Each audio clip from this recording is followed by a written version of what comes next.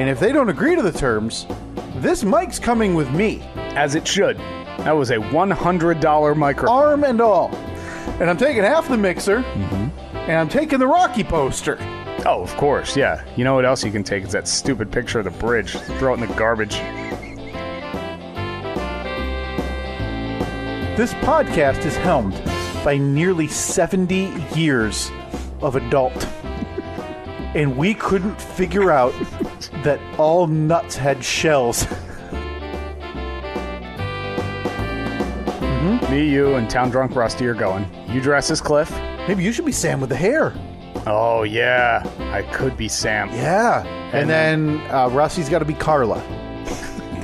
So we'll just have to ugly him up a bit. I mean, he could be Frasier. No, Frasier's intelligent. Frasier can put together sentences that don't have grunts and clicks in them.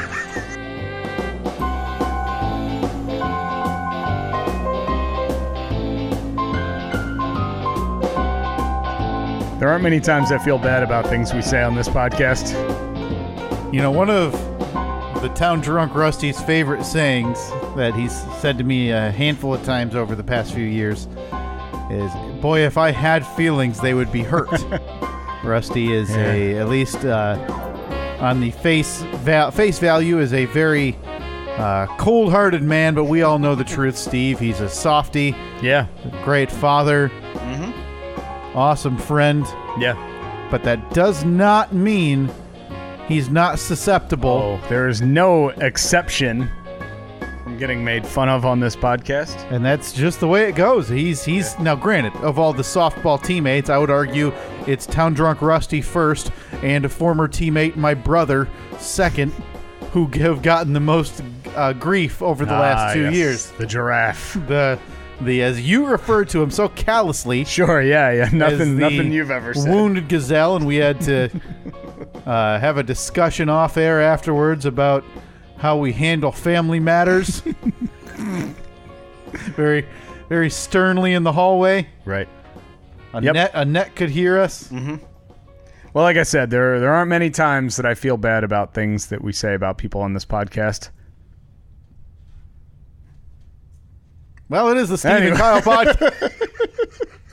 It is Monday, October 29th, 2018. Did I say that wrong? Monday, October 29th, 2018, the year of our Lord. Yeah, there you go. It's the Steve and Kyle podcast.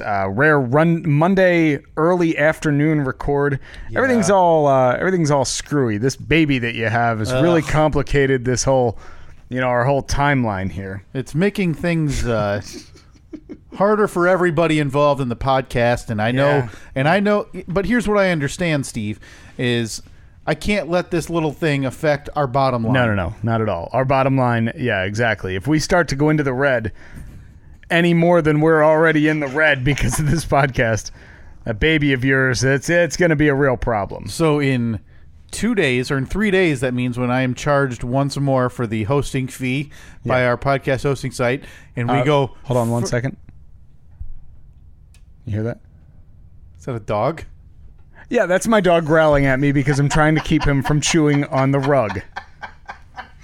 That's what you're in for this episode? Oh, this is a disaster. Yeah. Oh, boy. All right, so this is the first episode that we've recorded since the birth of your beautiful baby boy. Congratulations on the birth of your baby. Thank you, Steve. Thank you so much. Can't say it enough.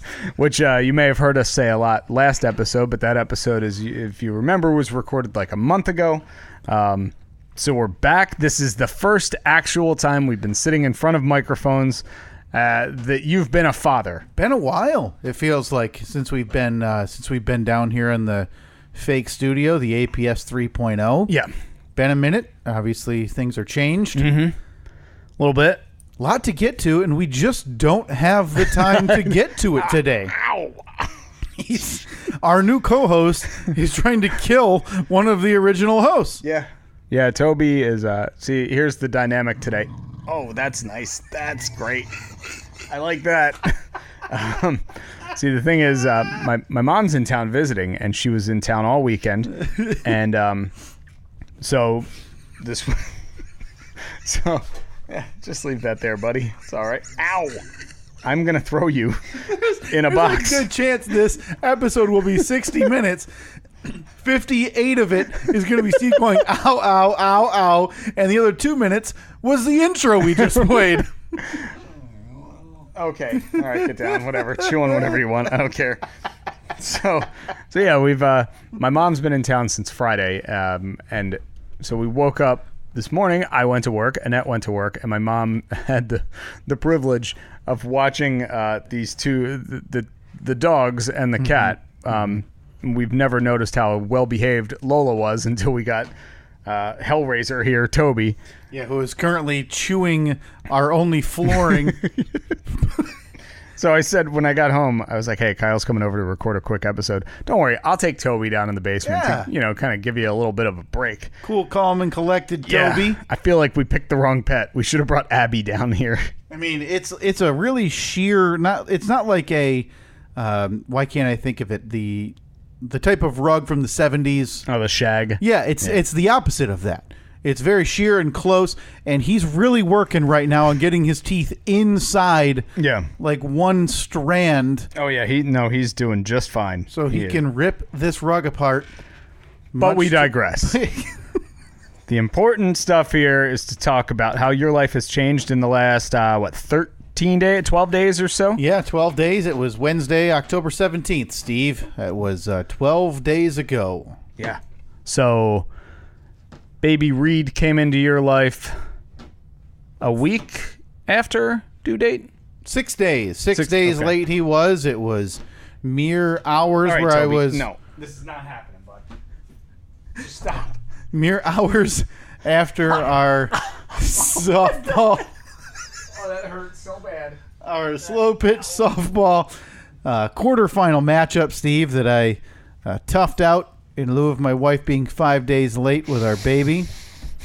Sounds like you're getting your foot chewed on. Mm-mm. Nope. Nothing going on here. Nothing at all. I see your leg in what, as a wrestling fan, Steve, I refer to as a sleeper hold. But it looks like in lieu of just tightening around the back of your neck to put you to sleep, he's using his teeth to put bite marks into your foot. Yep. Yeah, that would be accurate. That's the description. I'm going to pull a quick switcheroo here. You're going to make the switch? Dogs. Yeah, my mom's only here for another couple hours, so she... Yeah, how mad could she possibly get? Yeah. I'll monologue. That's what I'm best at anyway. Yeah. So, yeah, it was Wednesday. We had our softball game Tuesday night. Of course, a late game. Team Remax triumphs in the quarterfinals of our slow pitch softball tournament. More on that, well, maybe a little bit later. And it was about midnight or so. My wife, who, like we said, was 5 to 6 days late at that point, woke me up and said, hey, I think maybe I'm having contractions. And it doesn't matter what the baby classes or any instructors kind of tell you. You go through these classes, and like we talked about, I went to 9 hours of these baby classes.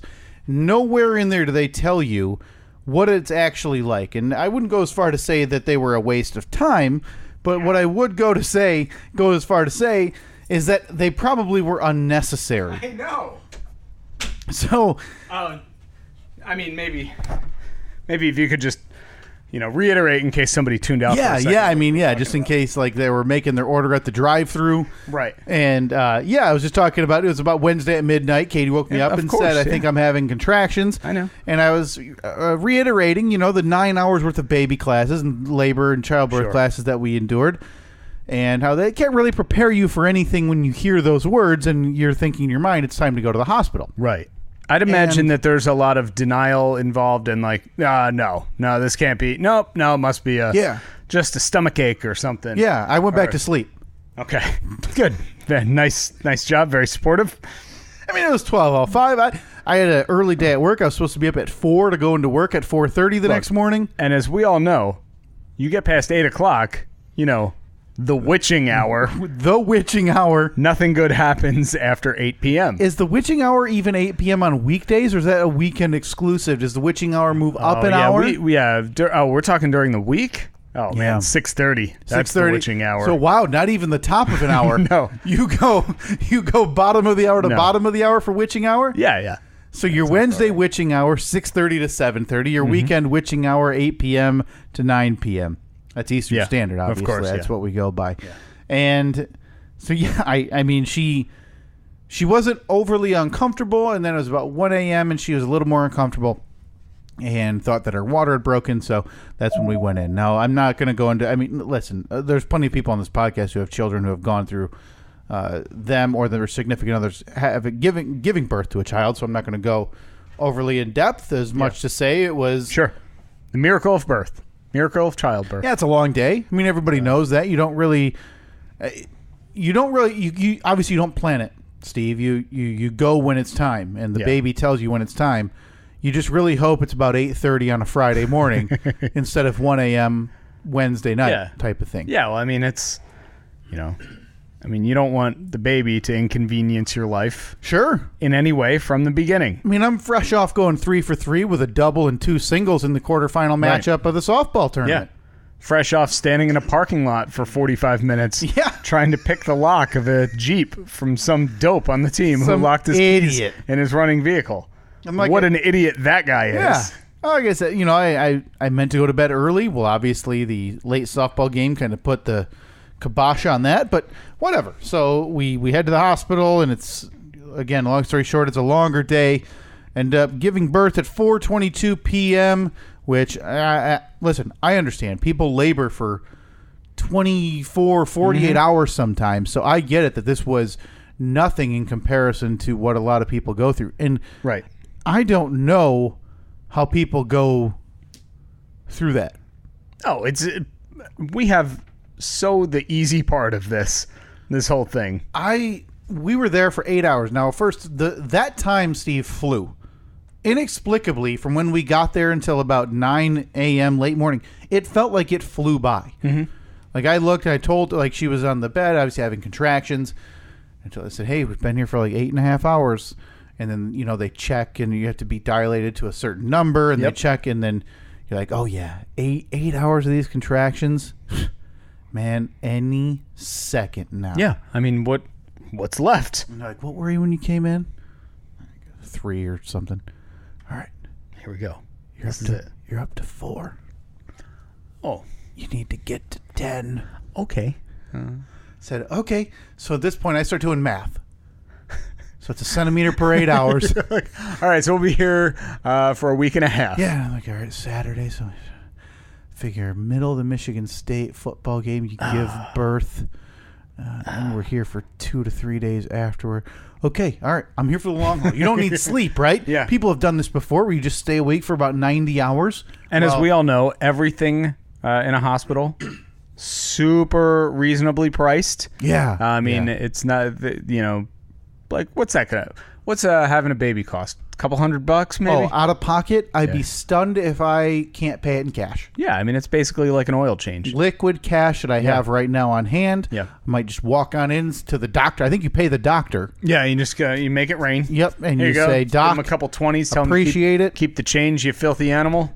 You both snip the end off a cigar. Yeah. You light it right in the hallway. Blow that smoke right in the baby's face. Get those lungs working. Toast to your newborn baby as you pay the bill to the doctor himself. That's the way it works. Mm-hmm. So, so it ended up progressing. And Wednesday afternoon, 4:22 p.m., our little boy, Reed Allen, was born into this world among the most terrifying circumstances. I mean, for me, like being terrified. Yeah. Circumstances ever. Yeah, I'd imagine that's probably a pretty normal thing. I mean, it was crazy. There we were in the room with the doctors, and they have the curtain up because it was a C-section. And you do not go. Do not go south of the wall. I said, hey, I'm a north of the equator man. That's just the way I live. So, tell me what it's like for that. Because essentially, 1 second you are not a father. Yeah. And then the next second you are a father. Did you consciously like feel that happening? Like, did you cross that border, or was it all just kind of chaotic? You got baby crying, no doubt. bunch of people in the room, machines beeping, and it doesn't hit you because you don't. Yeah. I mean, it's so it's fast, and then we didn't get to hold him right away, and because they take him and they do, I think it's the APGAR test, and get vitals and all this stuff right away. So essentially, it's just me watching. So for me, and at that point, it was more relief than anything. It was obviously, like I said, a long, weird day. And then so when Katie and I knew a few minutes before that it was going to have to be a C-section delivery. Sure. So at that point, we had accepted it. But after that, you're not prepared for how quickly all of it goes down. They come in and they have her wheeled out within about 5 minutes. It wasn't an emergency. Right. I want everybody to know it went fine. It was just some complications that were not the only ones. A lot of people have them. And there was just some complications that the doctor said this is going to be the best avenue to do it. So we did it. So they wheel her out and they say, Dad, put these on. Did you take time to Google stuff like, I don't know, Doc. I mean, I'm here on this mommy blog, and it says that not vaccinating is the best. Right. So I think that you're probably doing it wrong. Hey, Dad, what do you think about the influenza vaccine this year? Like, is it going to cover enough strands, or am I wasting my time? I mean, I already know what I think, so I'm just asking you this. Just second pair of eyeballs on it. Just wanted to hear what you think. And even though you're educated, I'm not going to listen to what you say. Yeah, I've already made up my mind. I have Google. Yeah. Like, everyone has Google. Yeah, you're telling me you don't read JanineTheMommy.tumblr? She's where I go for all of my parenting advice for my kid I don't have yet. So... yeah, it doesn't hit you right away. It was just a wide range of emotions. They take her away and they throw a set of scrubs at you with booties and everything, and they say, "Here you've got, we'll come back for you in about 10 minutes." Did you get to scrub in like they do in the No, operating I rooms just and put the TV shows? I just put a shirt on, pants on, booties on, and then a face mask, which I put on 2 different wrong ways. Before getting, I was like, I can't see it's fogging up my glasses. I ended up just taking my glasses off and saying to one of the nurses or one of the tech, "Here, you need to hold these. I can't." Just guide me. Yeah, man, I'm always so jealous of a little tangent. I'm always jealous on those like the doctor shows like Grey's Anatomy or something when they scrub in. I don't know why, but it just like, man, that's like they do such a thorough job. I mean, you can do that, right? Like you can just go to your sink and scrub up to your elbow. Yeah. Then just walk through every door backwards. Yeah, with you my need to arms change up. all of your doors. New project. Yes. Oh boy, we're getting rid of all your doorknobs. I'm putting all those just the push bars. Yeah, the swinging double doors. Swinging double doors, or like the push bars that you can hit with your back. Oh, that's nice. Yeah, like with the little wheelchair symbol. Yeah. Just think how much easier that'll be. Like, you want to be romantic one day. You sweep a net off her feet. Now, what's the thing that the movies don't show, Steve? You sweep your bride off her feet. You're headed to the bedroom. What do they not show you? You're trying to hoist half of her up with your knee as you try to twist a doorknob. Yeah, or kind of like pin her against the wall so you can grab the doorknob with one hand. Here. No, I can hold you with one arm. No, this is fine. Yeah. This is fine. No, just stay there.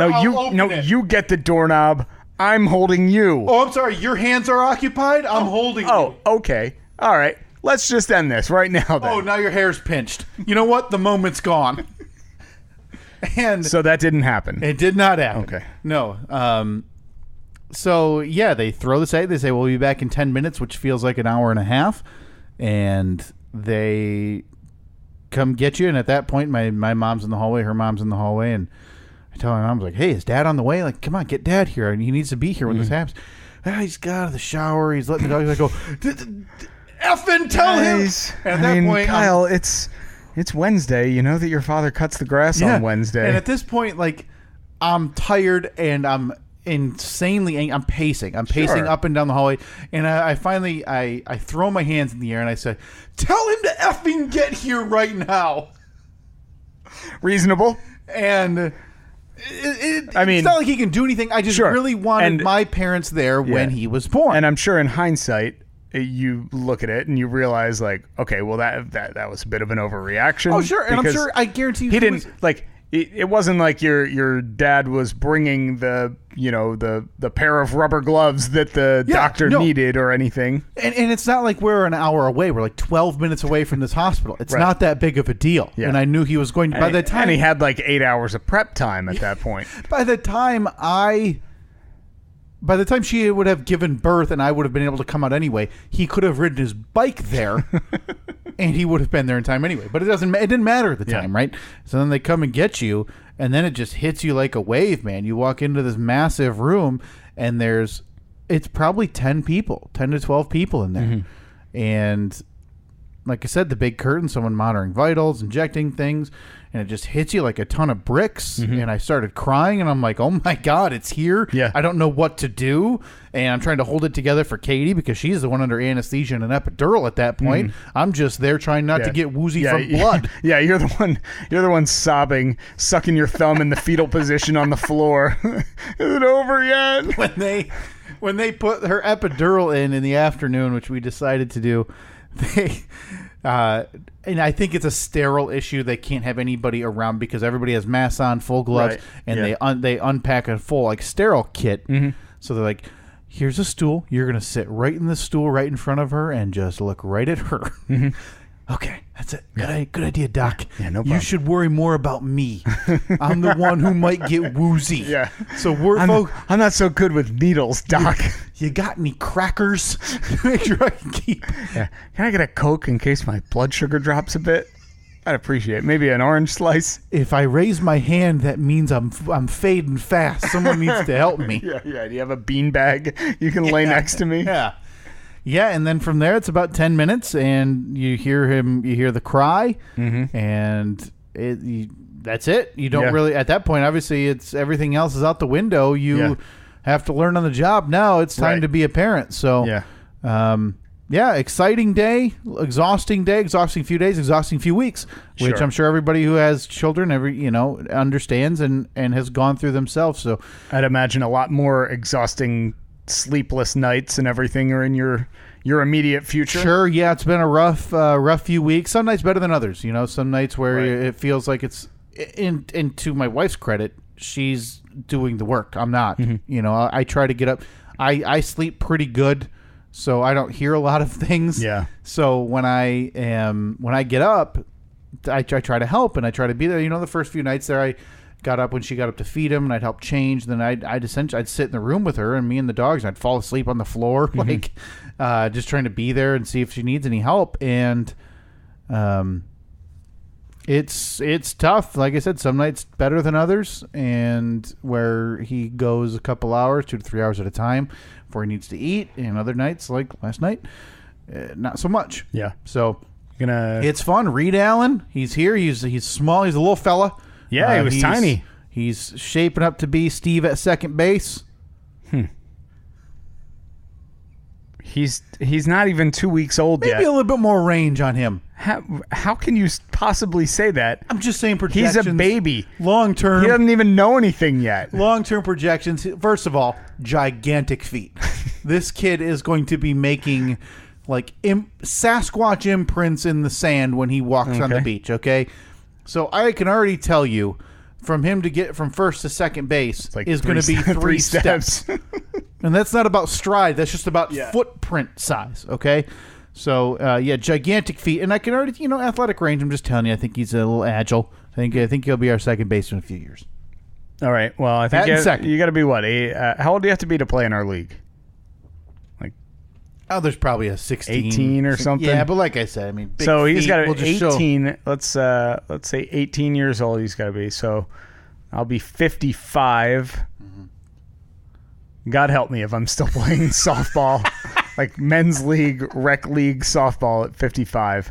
You think you'll be done by then? Now there's guys. Hey, I bet. Yeah, we play. We've played 2 years now together. Yeah, we've played different divisions, technically different cities. 4 seasons. We played 4 seasons. You've seen guys that do it at that age. You don't think you're a team that we played last week. The team we played in our final game. They have a guy on there. I was talking to one of the umpires because you could tell he was a serious he was a softball guy. Yeah, he wasn't loud or annoying or chirping or anything, but you could. I was talking to the umpire and he said something like, "Yeah, that guy I ref in his over 60 league, mm-hmm. and he's a good player." I'm like, over 60? What are you doing, There's a whole man? League for that? Yeah. Just think about that. There's enough over 60 guys that want to play to make a whole league, not just a team. Yeah. So that's not going to be you. You don't think you and I will be out there? I don't think so. Me catching you, man, in second base. Boy, 20 years. I find it real hard to believe. I can't imagine. I'll injure myself in some way before then. Hey, I like did something it at 30. catastrophic. Yeah. I'll probably, I don't know, my leg will fall off or something. I'm assuming it's just not going to happen. Okay. All right. So Steve's time limit on his softball career is now in play. That's where this is all leading to. So now you have 18 years. Yeah. To get that boy of yours in shape to field soft grounders that I should have easily fielded many times. Boy, I had a killer error last week. No! In the championship? No, in the game before that. Oh, so you won. Yeah, it was just like, it was a ball hit probably 6 to 8 feet to my left. Yeah. It should have been a simple play, just go over. It wasn't even hit hard. I just go over and I put that glove down, bring the glove up, reach into the glove. There's no ball there. The ball's in right field. Have you noticed, maybe the shortstops start inching over a little more every week? First baseman's inching over a bit. He's going to start playing those. I've noticed, didn't somebody turn a double play 2 weeks ago that was did not unassisted? Did not involve They me. looked at you, said no thank you, touched the base, and threw it to first I was themselves. so close to, because the ball was to the shortstop. Shortstop fielded it.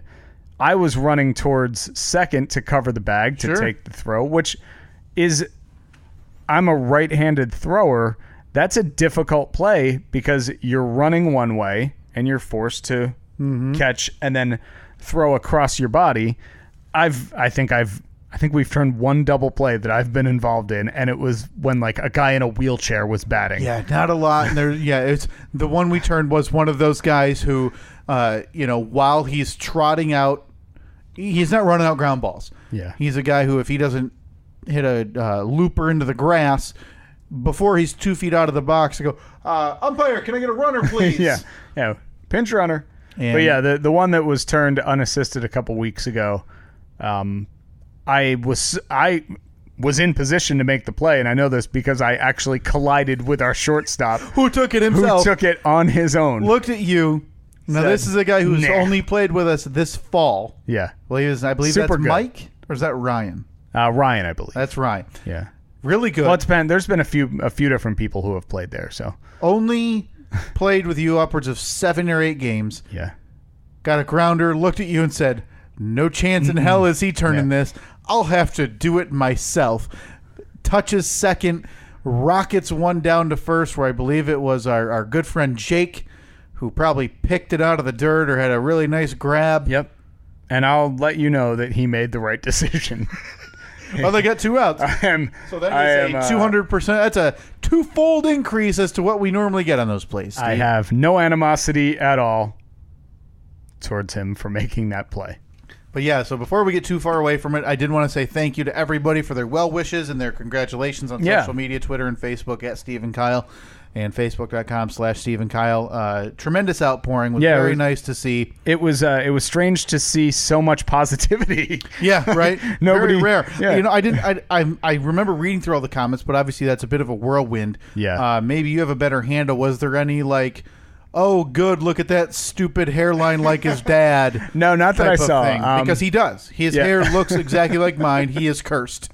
I didn't notice anything. Everyone, for the most part, it was just, congrats, way to go. He's beautiful. Yeah. But yeah, and it was probably, he was almost a week old by the time we got over to your house, because we had told you guys from the beginning, we said, no pressure at all when you guys are ready. So we weren't going to show up at the hospital with a bunch of balloons or anything like that. So we were just take your time. And so then originally I think we were going to go over Sunday when you guys got home. Yeah. But I know that I think Annette talked to Katie and she was just we're exhausted. So no problem. So we finally got over there maybe Tuesday or Wednesday night of last week. And he's a tiny, tiny little boy. The little fellow was brought in at 6 pounds 12 ounces, and he was 6 days late. So, which is crazy because you'd think he'd be a little bit bigger. They call that, and we learned this, just by hearing the multitude of nurses.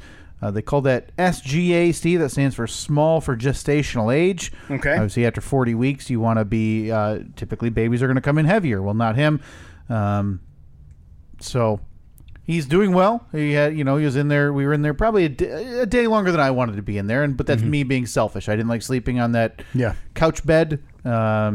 And I missed my house, and I just was ready to begin learning how to do things on our own. Now, as nice as it is, having nurses and everything there and on hand to help and everything, after a while, you just want to nap, and then every 10 minutes they're coming in for different whatever. Sure. And it's probably nice to have so much expertise in one building, but you're like, at some point, you got to be like, all right, well, they're not going to be here all the time, so we just got to figure this out. Yep. Yeah, so we were able to get out of there after staying. So we checked in Wednesday, 1:15, 1:30 in the morning, and didn't leave. We left Saturday at about 11:30 a.m. So a little over 72 hours there, which is pretty standard for a C-section birth, and took him home, and we've been on our own ever since. Things seem to be going.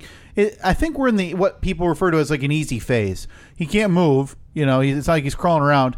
So really, he eats, he goes to the bathroom, and he sleeps.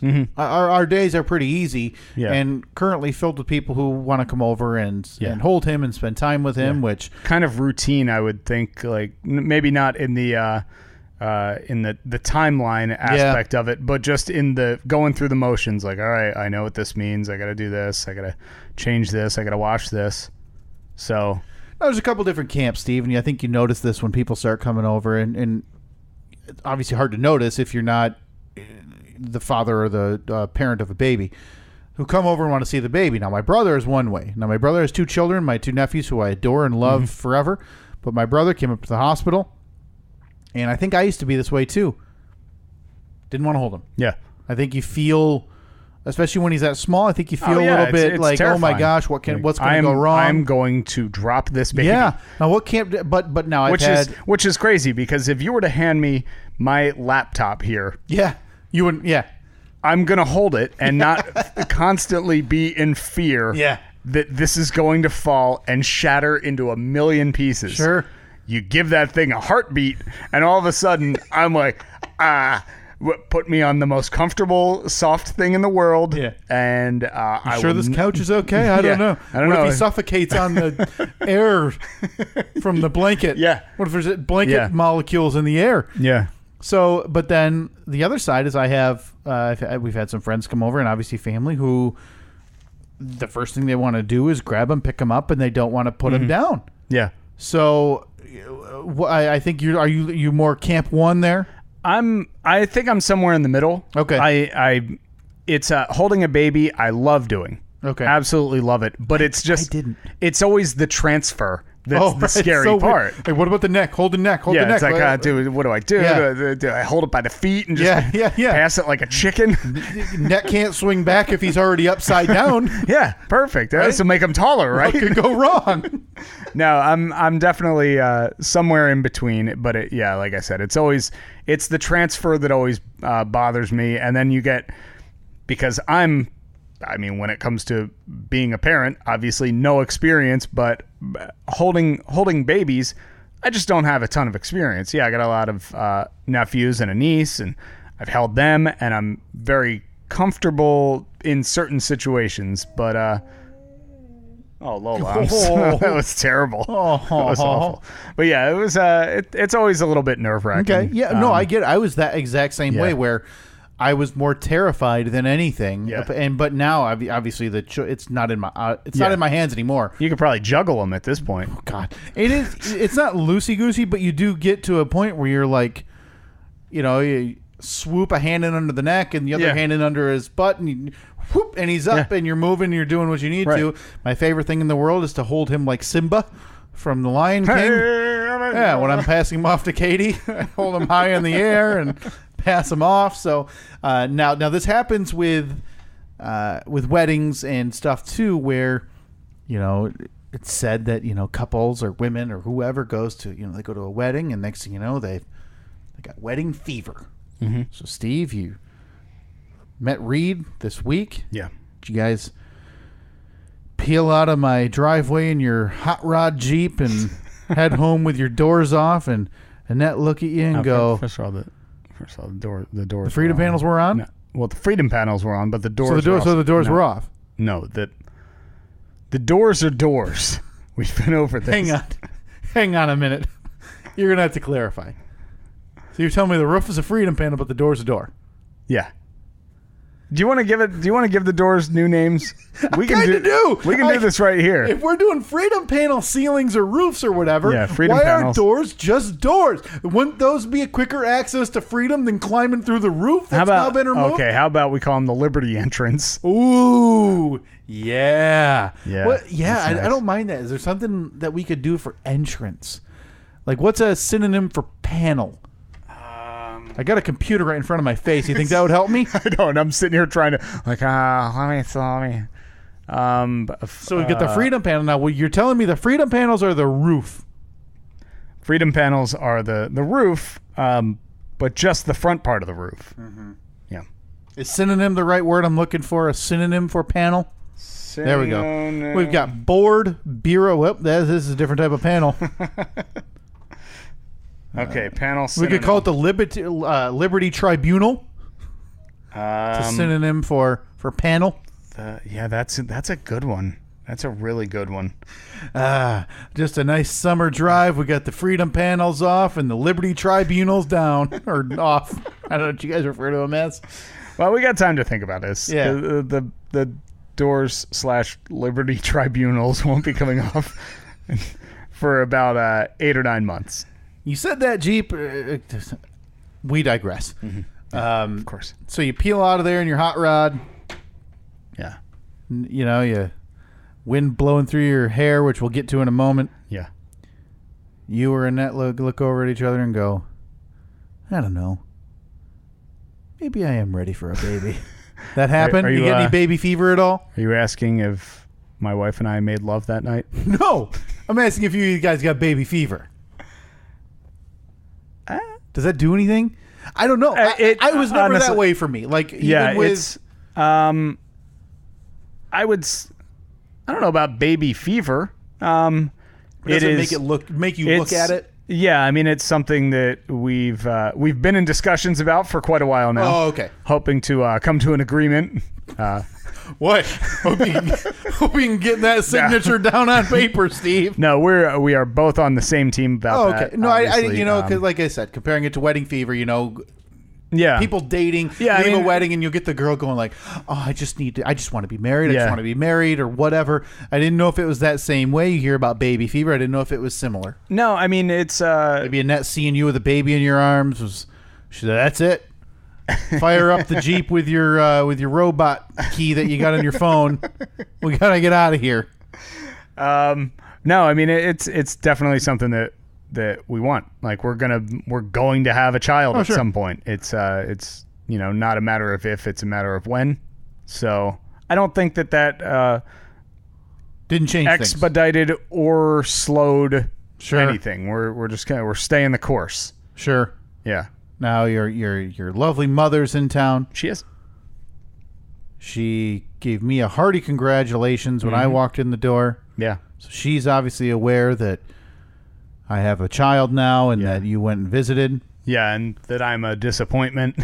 Did that come up in conversation? No. I'll give my family credit. I've never gotten any pressure, whether it was when are you going to get married? Now that we're married, when are you going to have a kid? Never. I've never gotten that from them. Good. Outside sources, plenty of it. Family, no. I know, Lola. I know. You just want a little brother or sister. I get it. You're not happy with Toby. Yeah, she's real tired of your hemming and hawing and waiting around. Yeah. She's ready for a little brother or sister who doesn't act like a jerk and chew rugs. Yeah. Yeah. Boy, that's a disappointment. This hole in the rug. What the hell? I can only assume that right now Toby has my mom like pinned down upstairs. Yeah. As he just bites her ears for no reason. There's going to be blood as well as one of those where he got like one of his toes hooked into a strand of carpet or a rug and he ran around the house. So it's just one long string around the house as he trails blood from your mother's ear. Man, Dogs are stupid. They're so dumb. Like, why do I have to tell you, no, you shouldn't eat tissues and clumps of hair out of the garbage can.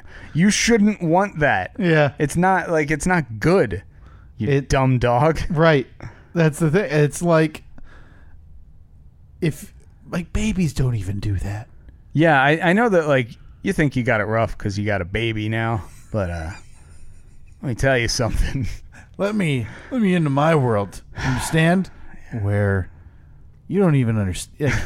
Like, I got a dog, man. I got a puppy. That thing likes going outside.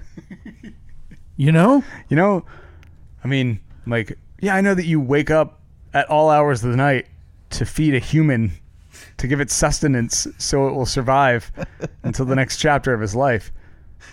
But last night, my dog whined for 4 minutes when I put her in her cage to go to bed. And the other one had to pee. Like, later than normal. I gotta work. Yeah. Don't you get it? Ridiculous. So yeah. Don't come crying to me when your baby comes crying to you. Yeah. Take that. Take that, 2-week-old baby. Yeah.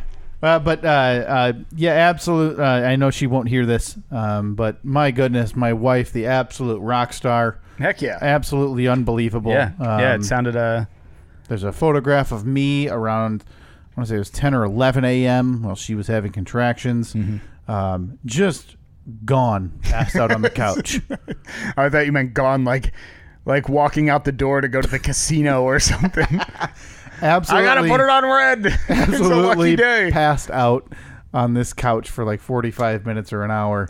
Yeah, I heard when we were at your house last week, there were kind of two separate conversations going on at one point. I was talking to you about something, and I was picking up on some of the conversation between Katie and Annette, and there were a few points where I was like, oh boy, those are words that I do not need to hear. It's about some of the the more medical terminology. Yeah, no, I'm good. Keep me out of the loop on that as well. Cool. Yeah. Okay. Well, I gotta not focus on that. Yeah, but gotta get rid of this somehow. Finding it really hard to, because now that I know that conversation's happening, I kind of want to pay attention, even though I know I don't. Don't want this at all. Better to be not involved. I'm gonna pass out. I was very lucky. I didn't have to. It was a C-section. I was north of the equator there. Mm-hmm. I got really lucky. You didn't have to see or endure anything that was traumatic for me. Now, was it one of those rooms, where there was like upstairs seating and everybody was like, there was a medical class up there watching? No, thank God. Taking notes? No. Seeing you freak out, like yell for your dad. Where's Dad? He's right next to you, son.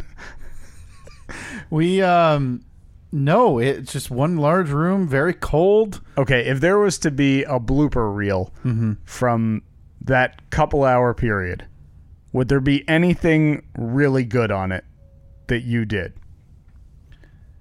Boy, I did mention to her how I know what she's going through because I had a flu shot and tetanus shot in the same arm.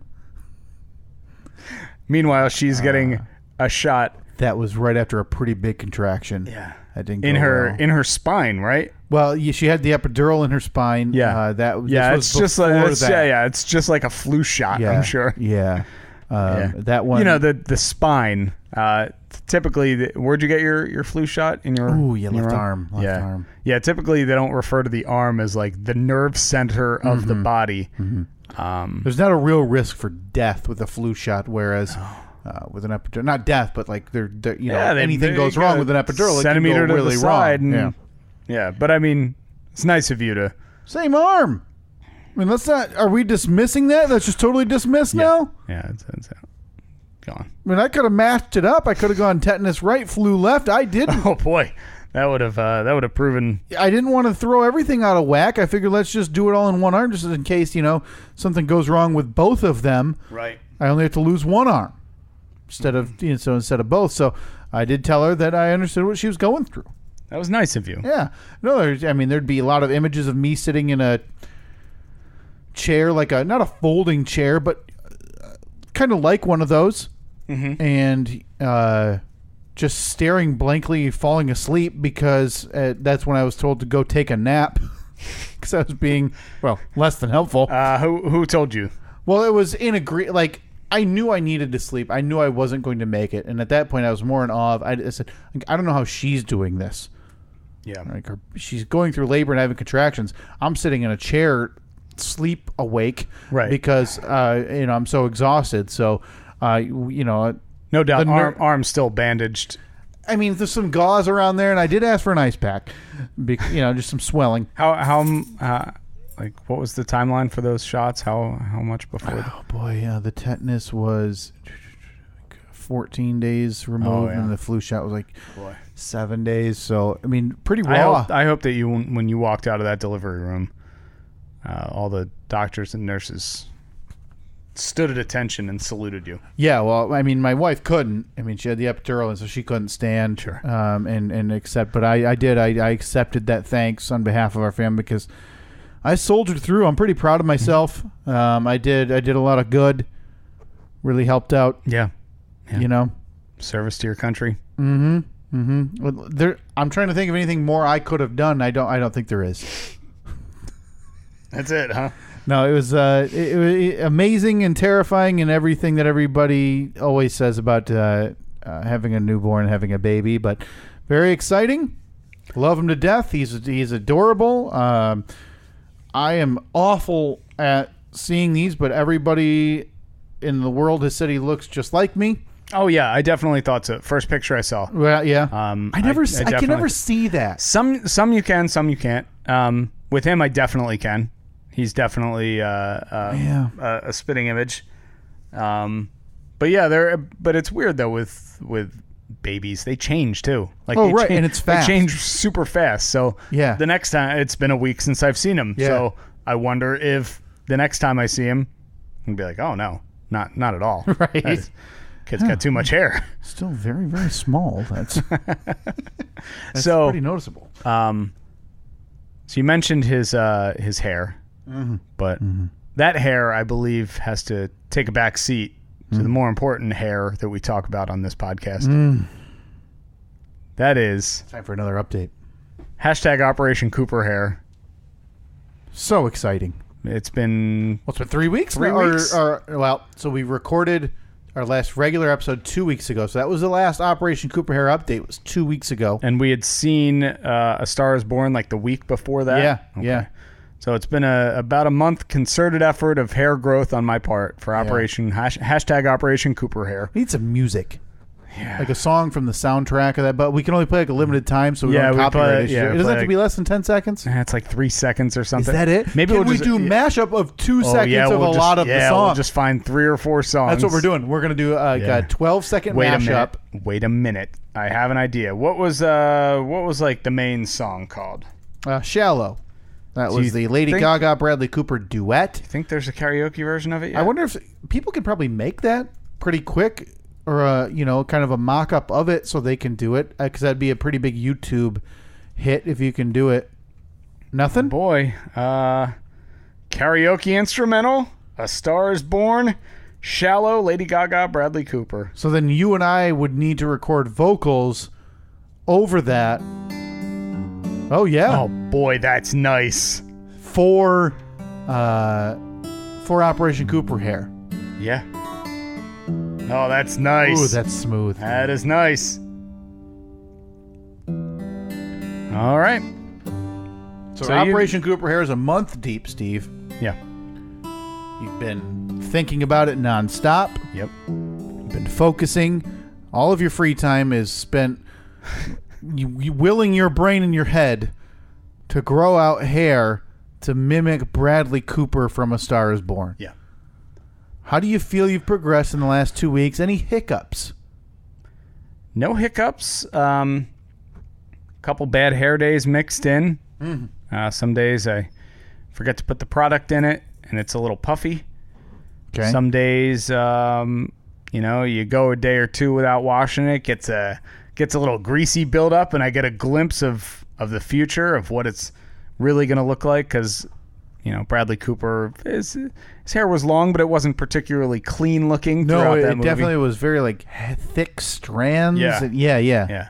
So, but I'm happy with my progress. I know somebody tweeted at me saying that they had set a reminder in their phone for April to ask me if I have Bradley Cooper hair.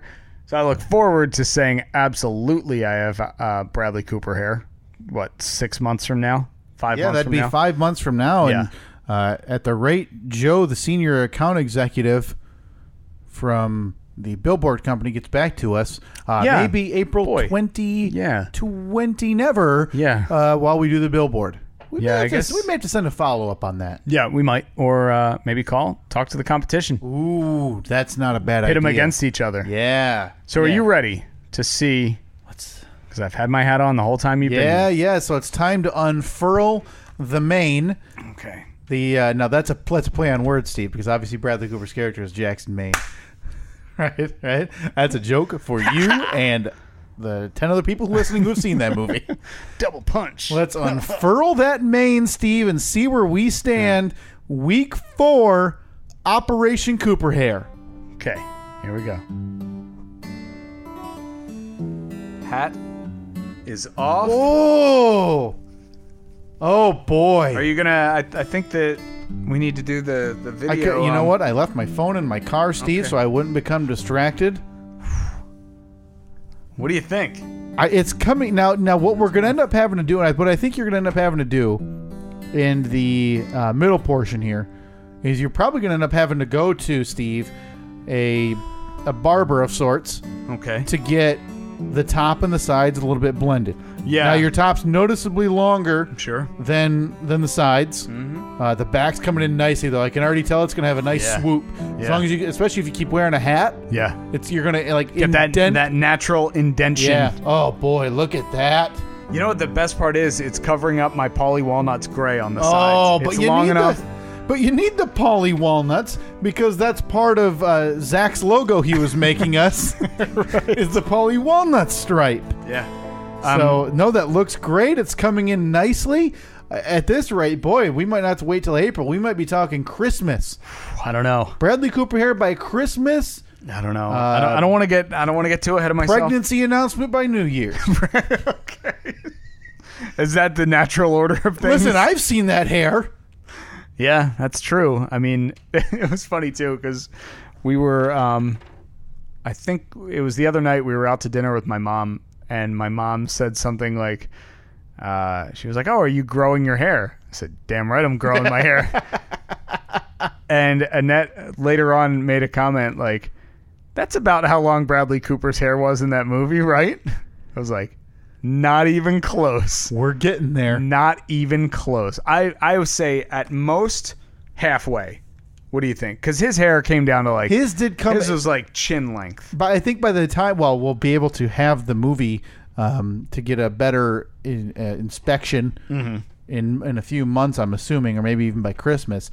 So, yeah, it was weird length because he was obviously still able to, fully like run his hand through it and flip it all the way back and it would go back over his head. Right. So you obviously have to get there, which yours goes back, but it doesn't dangle. Yeah. Yeah. So... Yet. Yeah, I would say you're probably halfway there, but it's already pretty long, which means 3 inches? Yeah. To go, you mean? Yeah, that sounds right. And they say about a half inch a month. I feel like it's more than that. You think so? I mean, it's going to be a judgment call, too, and then we'll have to go upstairs, get some... 3 inches would be, if it's a half inch a month, 6 months. 6 months. But, and then we'll have to go upstairs, get the jug of canola. Oil you up. Yeah, just dunk my head in there. Dunk your head in there, and we'll strand it so it looks like you've been on a 4-day bender, like Bradley Cooper in A Star Is Born. And then you just need to lower your speaking voice by a couple of octaves. No problem.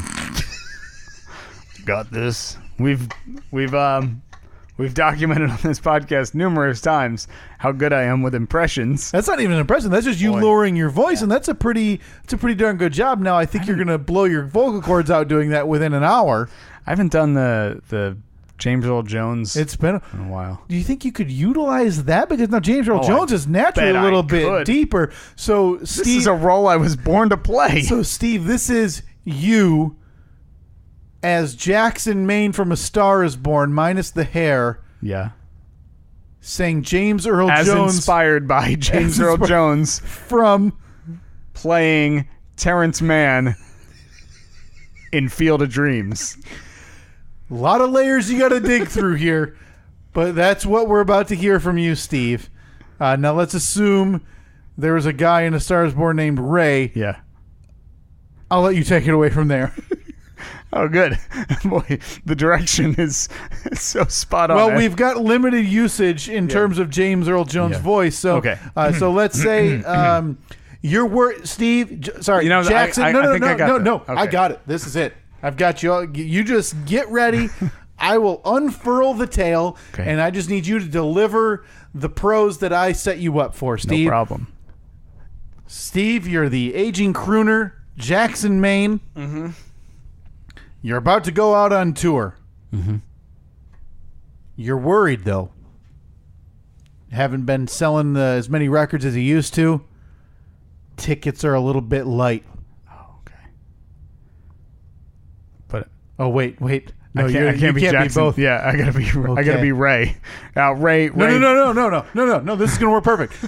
Your promoter's name is your promoter's worried. Okay. He thinks you should cancel a leg. Oh, I got you. Or he thinks you need to my promoter Ray. Yep. Yeah. Your promoter's Ray. So he's worried. Tickets are light. You know what? So he's trying to get you to get another big name on the ticket. So we bring in James Earl Jones. No. Okay, I'm sorry. No, you're utilizing. I'm lost in the narrative. To get you back in, you're utilizing Steve, your expertise of James Earl Jones as Terrence Mann. Silly me. To talk to your promoter, who's now worried, also named Ray, who is worried about ticket sales for your upcoming tour. Steve, put him at ease. Okay. Ray. People will come, Ray. People will most definitely come.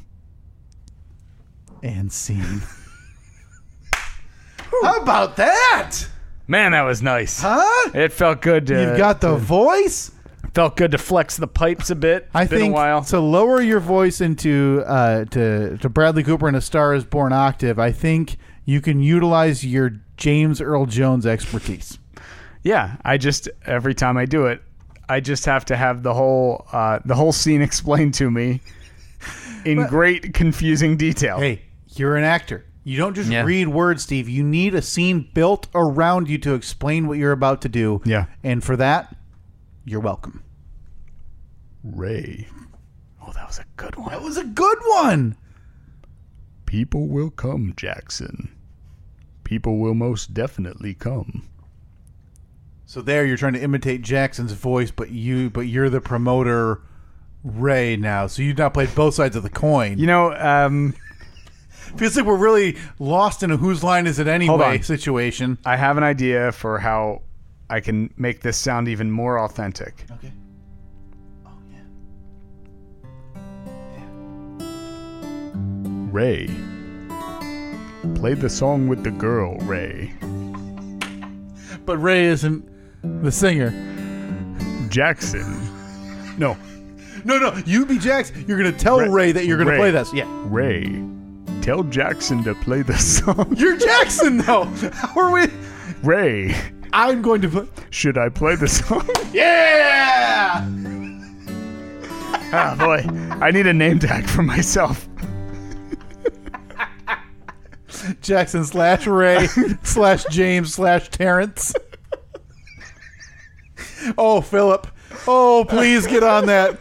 Like Steve at a podium or at a conference and it says, "Hi, my name is Ray." Ray / Jackson / Terrence / James / Steve. Yeah, makes sense. I'm playing all the parts in this movie. And it's just X'd out one before everyone, and it's just like a laundry list down your shirt. Oh, man. Well, that was fantastic. We are at the 59.5-minute mark, and I promised I would get you out of here at 60 minutes. I will not take no for an answer. So, unfortunately, no Fast Five today. Fall forward. Fall forward. Boston Red Sox. Go team. Megan Kelly. Making a Murderer 2. Oh boy, I've watched one. Titanic 2. Yeah, it's a boat. That's all the time we have for today. No, we apologize for the short episode. Our schedules were, well, I'm not even going to take credit for having a hectic schedule. I would say yours is probably a little more hectic than mine is around this time. My God, do we have a backlog of stuff, though? Yeah, we do. So hopefully by next weekend, we're going to be back on the regular Sunday morning record and Tuesday hour release. And 45, 2 hours. But so our apologies for the short episode, but obviously there's quite a bit going on. I can't imagine that any of you really need to hear more of this anyway. My apologies to everybody out there. Also, my apologies to Lola, who is just distraught over the notice that she does not have an actual brother or sister on the way. So we'll be back next week. You can download, subscribe, and review the show on iTunes, the Apple Podcast app, Google Play, TuneIn, Stitcher, YouTube, Libsyn, SteveandKyle.com, SteveandKyle.com/merch if you'd like to pick up some t-shirts or hats or hot pants or anything else. Yeah, please do. We haven't uploaded anything, but that's mostly Philip's fault. So please badger him. Upload those designs we've talked about in the last 3 weeks. There's one I'm waiting on colorized that I think is going to set the world on fire. On Twitter @SteveandKyle, Facebook.com/SteveandKyle. And that is it for this week. Again, sorry for the short episode. Back to regular length episodes hopefully next week, as long as everything is good in your world.